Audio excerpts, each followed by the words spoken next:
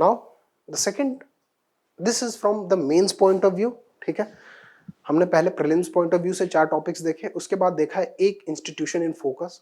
Now we have the mains, जो mains के point of view से इंपॉर्टेंट चीज है। The first one is first advance estimates of GDP have been released, ठीक है। Advance estimates of GDP पहले तो कौन रिलीज करता है? Ministry of statistics and plan implementation के अंडर में NSO, national statistical office, fine. तो पहला ऑब्जर्वेशन है, ओके, एडवांस एस्टिमेट्स क्या होते हैं? एडवांस एस्टिमेट क्या मीनिंग होता है? जो प्रीवियस ईयर की हैपनिंग्स हैं, ठीक है, प्रीवियस ईयर की हैपनिंग्स हैं, उन्हीं को एक्स्ट्रापोलेट करती है गवर्नमेंट। बेसिकली ये ऑर्गेनाइजेशंस एक्स्ट्रापोलेट करके एक प्रेडिक्शन देते हैं कि हमारे आने वाले ईयर में या नेक्स्ट 2-3 क्वार्टर्स में इकोनॉमी का स्टांस क्या होगा, like what will the health of our economy. उसके लिए एडवांस एस्टिमेट्स रिलीज करती है गवर्नमेंट, या basically ministry of statistics and plan implementation, ठीक है। तीसरा पॉइंट हमारे पास है, इकोनॉमी जो है वो टेक्निकल रिसेशन में चली गई है, और व्हाट इज द पॉसिबल के रिकवरी, ठीक है। तो why in news, the National Statistical Office has released the first advance estimates of the current financial year, ठीक है। these are advance estimates which help the various ministries in, obviously budget आने वाला है फरवरी में। अब वो बजट के लिए क्या होता है? बजट में सबसे इंपॉर्टेंट क्या होता है? डिमांड फॉर ग्रांट्स, ग्रांट का मतलब अनुदान इन हिंदी, ठीक है। तो ministries form demand for grant, जो कि अगर अप्रूव हो जाती है कैबिनेट से तो वो फाइनेंस बिल में पास हो जाती है, एंड फिर अप्रोप्रिएशन के थ्रू उन मिनिस्ट्रीज को वो पैसे मिल जाते हैं। That is the standard procedure of budget enacting a budget, ठीक है। तो अब वो मिनिस्ट्रीज के पास कोई डेटा होना चाहिए जिसके बेसिस पे वो आने वाली इकोनॉमिक सिचुएशन के हिसाब से अपनी फाइनेंसेस को प्लान करें। उसके लिए ministry of statistics and plan implementation release करता है एडवांस एस्टिमेट्स, ठीक है। तो ministries, it helps the ministries in charting out a demand for grants and helps the finance ministry understanding the state of economy and thus form a budget, ठीक है। First advance estimates predict that the GDP will contract by 7.7% in the financial year of 2020-21. This is not a very positive news from our aspect, but the news is the news कि 7.7% का contraction होने वाला है हमारी economy में। First quarter of 2020, after lockdown, the economy contracted by 24%, 23.9%, almost 24%, ठीक है। उसके बाद the economy has been picking up, but the demand is still very low. Gross fixed capital formation is very low. We'll try to understand from the advance estimates that the Ministry of Statistics and Plan Implementation has released, ठीक है। Now, what are the key takeaways? These are GDP, the data for GDP contraction. 2015-16 में GDP, the growth of GDP rate was 8%. It grew to 8.3% in 2016-17 financial year, and from then it has been on a constant decline. And 2020-21 में it will be around minus 7.7%. That is, the GDP is not going to grow; it is going to rather contract. ठीक है। 2019-20 में 4.2% था हमारा GDP growth rate. जब growth rate negative है, that means that GDP is not going to expand, it is going to contract, ठीक है। This is GDP, this is real GDP. Real GDP is inflation indexed, ठीक है, in lakh crore rupees और constant prices, ठीक है। Constant prices मतलब base prices, base prices 2011 12, these are the base years fixed for, ठीक है। कांस्टेंट, अब यहाँ पे जो प्राइसेस थे उस प्राइस के बेसिस पे इन्फ्लेशन कैलकुलेट करके जो हमारा वैल्यू आएगा उसको घटा देंगे। इन्फ्लेशन जो भी जीडीपी की वैल्यू आएगी, फिर उसमें से इन्फ्लेशन का जो कोशेंट होगा उसको डिवाइड या बेसिकली सब्ट्रैक्ट कर देंगे इन्फ्लेशन की वैल्यू को, और जो फिर वो वैल्यू आएगी वो होगी real GDP. That is why it is called real GDP, ठीक है। 2015-16 में 114 लाख करोड़ रुपीस हमारा जीडीपी था, पूरा इकोनॉमी का साइज। 2019-20 में 143 lakh crore rupees, because there was still growth of 4.2%, ठीक है। बट 2020-21 में it is going to be 134, यानी 10 लाख करोड़ रुपीस का कॉन्ट्रैक्शन, ठीक है। 10 लाख करोड़ रुपीस का वाइपिंग आउट ऑफ मनी, ठीक है, 9 लाख करोड़ रुपीस, 10 लाख करोड़ रुपीस का वाइपिंग आउट ऑफ मनी. तो this is going to be the situation of our GDP. GDP is going to contract, ठीक है. Now that is GDP, this is GDP per capita. Per capita का मतलब होता है total GDP of the country upon total population. This gives us GDP per capita, ठीक है. 2015 में 88,616 rupees थी इंडिया की पर कैपिटा जीडीपी, यानी हर इंसान के पास इतने रुपए थे. Although this is not the for the comparison of equality, ठीक है, बट स्टिल 2019-20 में इट वाज अराउंड 1,08,620, ठीक है. इट वाज ग्रोइंग, ठीक है, यहाँ पे ग्रो भी कर रहा है. लेकिन अगेन 2020-21 में 19,155 will be the what GDP per capita, GDP per capita, ठीक है. Where GDP contraction is 7.7%, the per capita GDP contraction is going to be even higher. That is, per capita GDP contraction is going to be even higher as compared to the GDP contraction, ठीक है. This is the second takeaway. During the first quarter of 2020, as I told, the economy shrank by 24%. It did not grow, ठीक है. During the second quarter, economy contracted again by 15%. अब जब दो quarters में continuously economy expand करने की बजाय shrink करती है, तो that is called technical recession, ठीक है. This is an important point from technical recession. क्या होता है, जब दो कंटिन्यूस क्वार्टर्स में इकोनॉमी जो है वो एक्सपेंड करने की बजाय श्रिंक करती है, तो that is called technical recession. Fine. For the full year of 2021, India's GDP is likely to be 134.4 lakh crore, as we already saw. तो इसको देखने का कोई लॉजिक नहीं है. Now, private final consumption expenditure. What is private final consumption expenditure? Private final consumption expenditure. Private final consumption expenditure is basically the amount of final consumption expenditure, ठीक है. अगर हम GDP को कैलकुलेट करते हैं प्रोडक्शन लाइन, प्रोडक्शन की तरफ से, तो क्या होता है, इंटरमीडिएट गुड्स. फॉर एग्जांपल, एक कार मेकिंग कंपनी है, उसके पास टायर्स आते हैं किसी कंपनी से, सीट्स आती हैं किसी कंपनी से, एंड इन चीज़ों को, इंजन आता है किसी कंपनी से, और इन चीज़ों को असेंबल करके मारुति एक कार बनाती है. तो जब हम अकाउंटिंग प्रिंसिपल्स का यूज़ करते हैं जीडीपी कैलकुलेट करने के लिए, तो इंटरमीडिएट गुड्स का नहीं, फाइनल गुड का प्रोडक्शन का वैल्यू कैलकुलेट करते हैं टू अवॉइड डबल काउंटिंग, ठीक है. तो this is called private final consumption expenditure. Private in the sense कि गवर्नमेंट का कंजम्पशन हटा के कॉर्पोरेट्स का और हाउस होल्ड्स का जो कंजम्पशन है वो क्या होगा, वो कंजम्पशन. अब हम कंजम्पशन कैलकुलेट ही क्यों करते हैं, कंजम्पशन कैलकुलेट करने से पता चलता है कि इकोनॉमी में डिमांड का क्या रेट है, ठीक है. अगर हायर कंजम्पशन होगा, एक ग्रोइंग मिडिल क्लास रिप्रेजेंट करता है हायर कंजम्पशन, ठीक है. कंजम्पशन इंक्रीज कब होता है, जब हमारा डिस्पोजेबल इनकम इंक्रीज हो जाता है, ठीक है. Disposable income in the sense कि हमारे पास पैसे ज्यादा बचेंगे तो हम ज्यादा इन्वेस्ट करेंगे, ठीक है, और ज्यादा हमारा एक्सपेंडिचर जो है वो बढ़ेगा, कंजम्पशन एक्सपेंडिचर बढ़ेगा.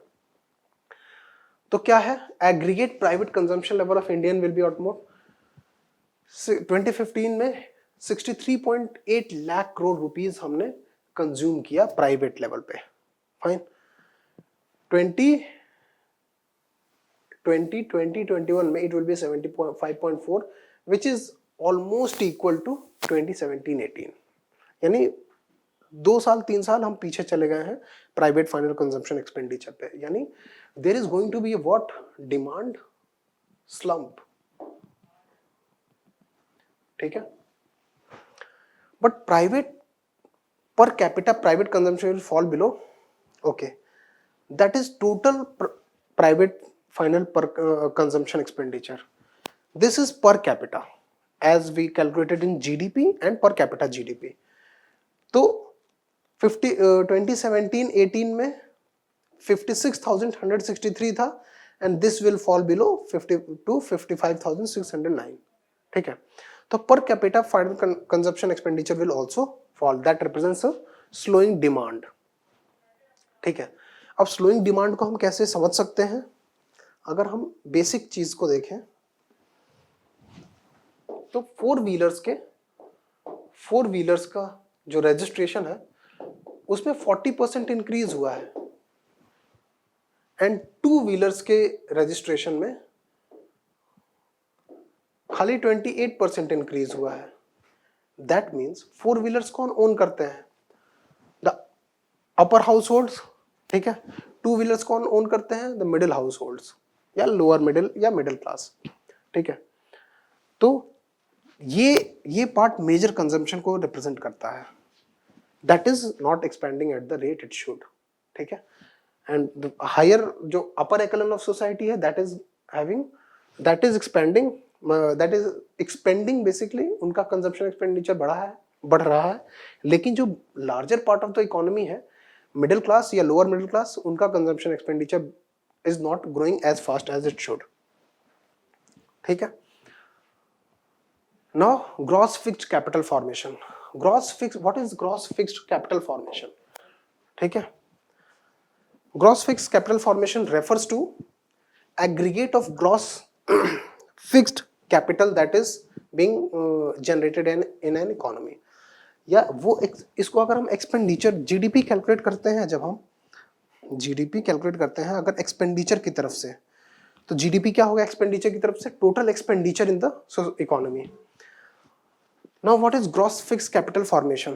Gross fixed capital formation in the sense कि एक इकोनॉमी में कितना एक्सपेंडिचर होता है कैपिटल इन्वेस्टमेंट में।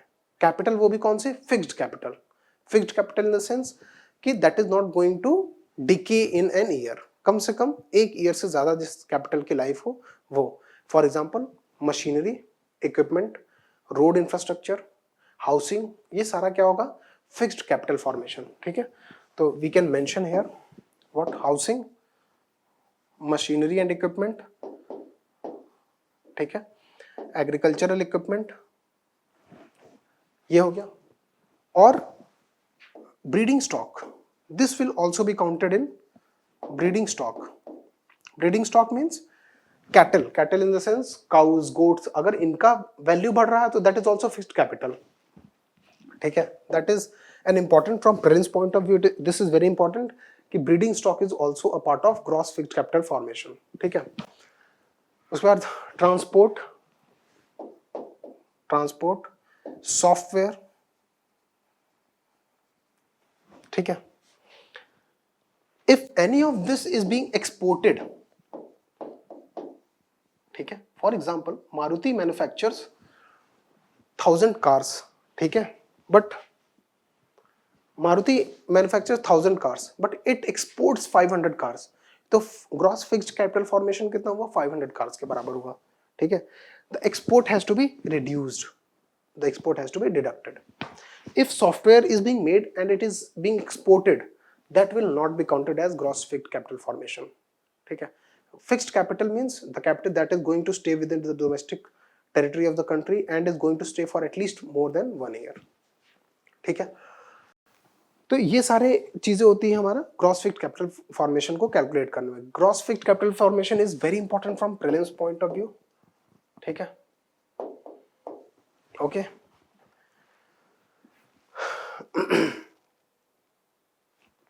गुड। तो हाउसिंग बेसिकली दो प्रकार का फिक्स्ड कैपिटल होता है, एक तो housing construction basically, and the second is machinery and equipment, and breeding stock also, this is also part of gross fixed capital formation. अब gross GFCF is, why is GFCF important? Why is calculating GFCF important? ठीक है, तो GFCF basically is expenditure that we make for capital acquisition। ठीक है, अगर capital acquire हम करते हैं या कैपिटल ज्यादा से ज्यादा जनरेट करते हैं अपनी इकोनॉमी में, तो हमारा एक्सपेंडिचर जो होगा उस कैपिटल पे वही हमारा GFCF होगा। बट एक इंपॉर्टेंट चीज यहाँ पे है कि depreciation is reduced from, for example आपके पास एक इक्विपमेंट था ट्रैक्टर, ठीक है, you bought a tractor for ₹5 lakh for example. ठीक है, तो this 5 lakh will form a part of gross fixed capital formation. ठीक है, But if you made a repair in that fixed capital, although the capital is fixed, tractor is a fixed capital, equipment, machinery, and आपने इसके engine को repair कराया 1 lakh rupees में, ठीक है, but this 1 lakh rupees that is in repair will not be a part of gross fixed capital formation, ठीक है. New addition, new acquisition, if second hand sale is taking place, that will be called a gross fixed capital formation, ठीक है. But this repair, because it is gross, it is not net. अगर आप depreciation को इसमें से add कर दोगे, इसमें से reduce कर दोगे, तो depreciation को अगर reduce कर दोगे तो वो net हो जाएगा, depreciation, ठीक है. अगर फिक्स्ड कैपिटल फॉर्मेशन की जो भी वैल्यू आई है उसमें से आप डेप्रिसिएशन की वैल्यू को रिड्यूस कर दोगे, या वेयर एंड टियर का जो 10% डेप्रिसिएशन भी काउंट करते हैं, अगर उसको रिड्यूस कर दोगे तो हो जाएगा net fixed capital formation. Fine. And why is this important? Because gross fixed capital formation represents investment into future, ठीक है. Investment into future in the sense कि if the country is making more of the roads, if the country is making more of tractors, if more people are buying tractors, so these roads, these tractors are going to produce long term benefits, ठीक है, at the cost of today's in expenditure. यानी ये expenditure जितना ज्यादा होगा future में इसकी value, हमारी जीडीपी की वैल्यू इंक्रीज करेगी. ये एक एक्सपेंडिचर के टर्म्स में हम रिप्रेजेंट करते हैं फिक्स्ड कैपिटल फॉर्मेशन को, कि हमारा फिक्स्ड कैपिटल बनाने में कितना एक्सपेंडिचर आया. सॉरी, अगर ये एक्सपेंडिचर आज बहुत ज्यादा है तो ये फ्यूचर में इट विल रिपे, ठीक है. इसलिए जीएफसीएफ की वैल्यू हाई होनी चाहिए. फाइन. तो what we see here is 44.6, sorry 44.6 2018-19 में था, यानी फिक्स्ड कैपिटल फॉर्मेशन में अच्छा एक्सपेंडिचर हो रहा था. 43.3 2019-20 में हुआ, and it is going to fall drastically to 37.1, ठीक है. That is not a good sign. Now what are the experts talking about is K shaped recovery, ठीक है. This term has generated a lot of buzz in the whole circle कि what is K shaped recovery. Now our economy is a pyramidal economy, ठीक है. कैसी economy है? Pyramidal shape. ये top 25 से top 10% house holds है, ठीक है. ये बॉटम 50% हाउस होल्ड्स है, बॉटम 60% बेसिकली, ठीक है. ये टॉप 25% हाउस होल्ड्स है. Top 25%, top 10% house hold, sorry, top 10% house holds का कंजम्पशन एक्सपेंडिचर है 25% ऑफ जीडीपी, ठीक है. दैट इज जीडीपी का 25% हिस्सा खाली टॉप 10% लोग कंज्यूम कर रहे हैं, और बॉटम 60% लोग टोटल 40% कंज्यूम कर रहे हैं, ओके. जो मिड के 30% लोग हैं वो रेस्ट कंज्यूम कर रहे हैं. तो पीपल आर टॉकिंग कि होना तो ये चाहिए था आइडियली कि हमारी इकोनॉमी ऐसे नीचे आई और इकोनॉमी ऐसे ग्रो करती अब ऊपर, गिवन क्यों ये है हमारा ब्रेकडाउन, क्योंकि already we are in technical recession. तो this should have been the U or a V shaped recovery, but our economy is going to face a K shaped recovery, ठीक है. अगर मैं यहां पे एक लाइन खींच दूं तो ये 2 पॉइंट्स हो जाएंगे के शेप के. We observed in our economy कि demand is picking up, but the recent things that we observe कि डिमांड पिकअप हो रहा है, that is not actually demand picking up. हुआ क्या है, लॉकडाउन की वजह से टॉप 20% हाउस होल्ड जो है उनका सेविंग्स इंक्रीज हुआ है. ऑन द कॉन्ट्रारी जो बॉटम 60% या बॉटम 30% लोग हैं उनकी इरोजन ऑफ वेज हुआ है. उनका सेविंग तो खत्म हुआ ही है और वेजेस का भी इरोजन हुआ है, जिसकी वजह से उनका जो कंजम्पशन है वो बहुत फॉल हो जाएगा, ठीक है. तो हमने यहां पे देखा 2 चीजें हैं.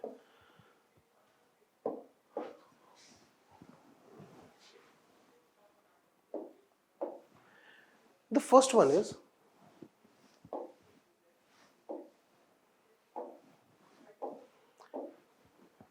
ठीक है, ये टॉप 10% हाउस होल्ड्स हैं.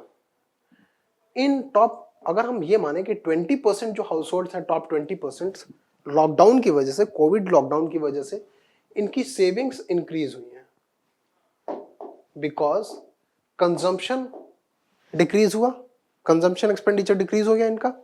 दूसरा, इनके वेजेस रिलेटिवली स्टेबल थे, ठीक है। वेजेस स्टेबल होने का मतलब क्या है कि even if, because these households were either business households or the people who are working in good sectors, basically service sector or sectors which are highly paying, ठीक है।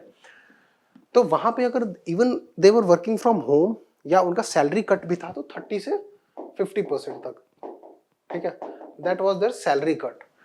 प्लस सैलरी कट के बाद भी एक्सपेंडिचर जो था, expenditure, consumption expenditure बहुत decrease हुआ। क्यों? क्योंकि कंजम्पशन कुछ था ही नहीं, तो सेविंग्स क्या हो गई? इंक्रीज हो गई, ठीक है। अभी हम शुगर रश देख रहे हैं, शुगर रश देख रहे हैं इकोनॉमी में, and economists are warning us that the demand is picking, the demand is actually not picking up, the demand is not picking up, it is because of this increased saving. जो investor का risk appetite है वो increase हो गया है और consumption expenditure बढ़ रहा है, ठीक है। But this has a limit, ठीक है, because these savings are going to be washed away now, या these savings are going to be converted into expenditure, and after that क्या होगा? ये रिकवरी स्लो डाउन हो जाएगी, ठीक है। ग्रेट। ऑन द कॉन्ट्ररी, यहां पे जहां सेविंग्स इंक्रीज हुई हैं, यहां पे क्या हुआ है? As we saw, migrant workers and all these low paid jobs जो थे या small household based business भी थे, वो भी बहुत सारे बंद हो गए। उससे क्या हुआ? वेजेस अनस्टेबल, वेजेस का लॉस हुआ, वेजेस लॉस हुआ, वेजेस लॉस होने के साथ सेविंग्स का इरोजन हुआ, ठीक है, और लॉस ऑफ वर्क भी हुआ। तो इनके पास सेविंग्स के नाम पे कुछ है ही नहीं। दीज पीपल आर, इनका सेविंग्स का इरोजन हुआ। क्या हुआ? इरोजन, जिसकी वजह से, सेविंग्स इरोजन होने की वजह से जो मेजर डिमांड इकोनॉमी में है वो ये पोर्शन मैनेज करता है। एंड अगर इनकी सेविंग्स वापस नहीं इंक्रीज हुई या वेजेस अगर इंक्रीज नहीं हुई तो क्या होगा? व्हाट विल हैपन कि the demand will not pick up. Understood? Similarly there are sectors in the industry. अब for example, technology, retail and software services are recovering industries. These industries are recovering very fast. Technology, retail and software. Whereas travel, entertainment, hospitality and food services, these service sectors are in dire need of funds from the government, because इनका recovery बहुत fast नहीं हो रहा है। क्यों? क्योंकि people are not moving out, people are not eating out, people are not expending on these leisure things, obviously because of erosion of their own savings, ठीक है। तो इन इंडस्ट्रीज का जो रिकवरी है that is not going to be as fast as this is going to be। तो ये जो recovering industries हैं that are recovering faster, ठीक है। whereas जो स्मॉलर हाउस होल्ड्स हैं और जो industries, travel and entertainment, hospitality and food services हैं, उनका रिकवरी या तो बहुत स्लो होगा, ठीक है, या तो रिकवर ही नहीं कर पाएंगी। On the contrary they will enter into recession, ठीक है। तो this is called K shaped recovery, and this is a representation of the inequalities and the different kind of differential rate of returns in the industry and the economy, ठीक है। तो this is going to be the possible recovery of India।